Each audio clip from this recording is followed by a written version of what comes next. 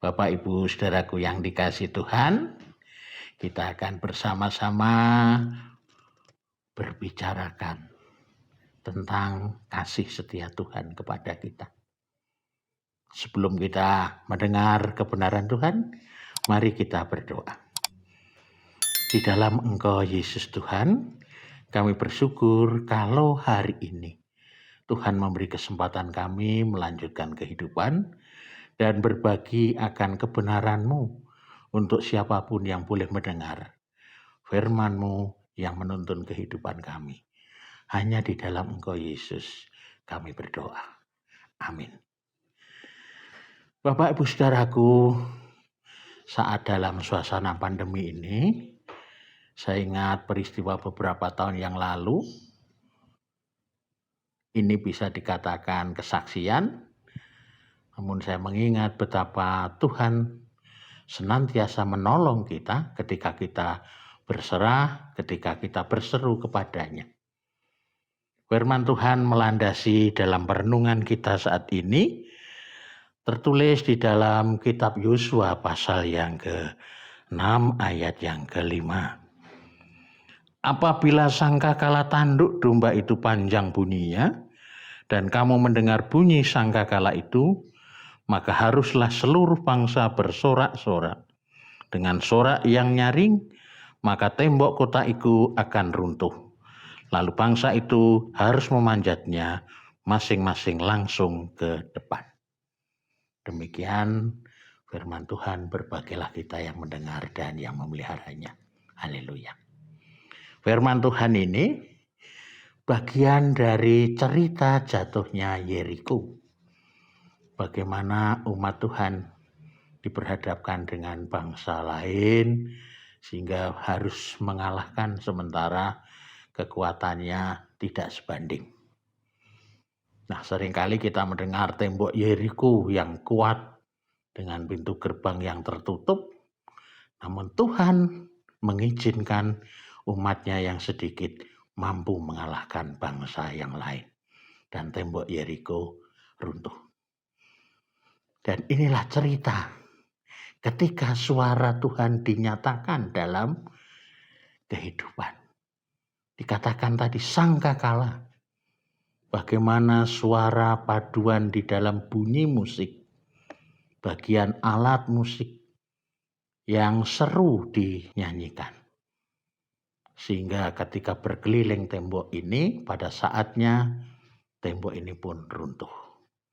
Itulah Yosua membawa orang-orang percaya di dalam Tuhan. Nah, peristiwa ini mengingatkan saya bagaimana teman-teman saya ketika itu bagian pastoral di Rumah Sakit Citarum, Panti Wiloso Citarum, Semarang, juga teman-teman pelayanan di Semarang, sebagian jemaat yang mendengar dan keluarga saya. Ketika mendengar saya dalam kondisi kritis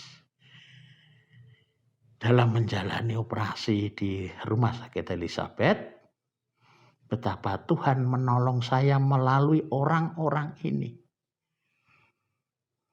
Ketika operasi selesai, namun tekanan darah saya drop kurang lebih antara 50-60, dan itu dianggap kritis.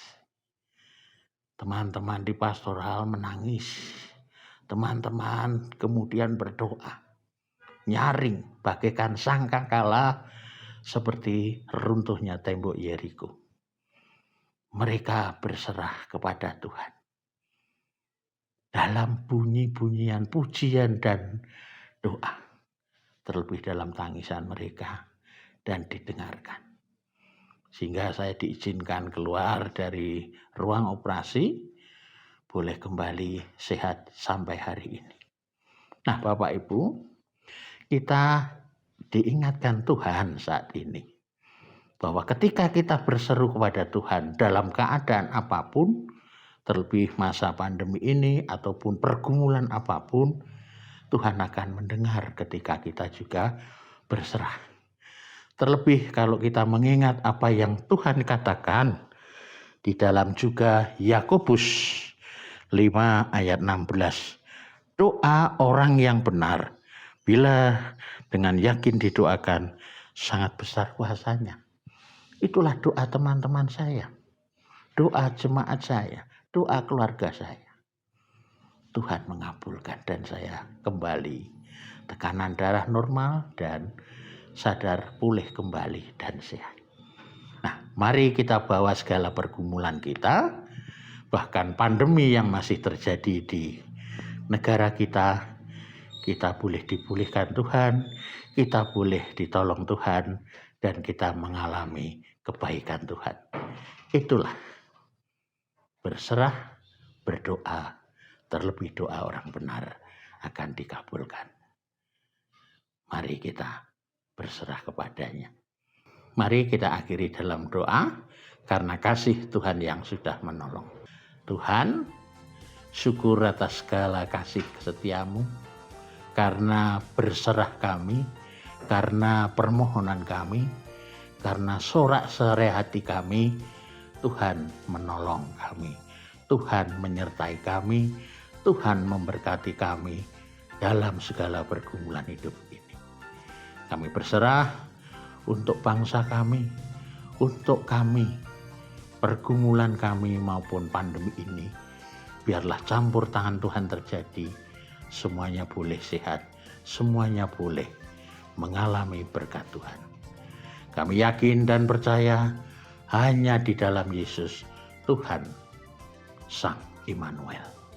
Amin. Terima kasih, Tuhan memberkati. Amin. Putih.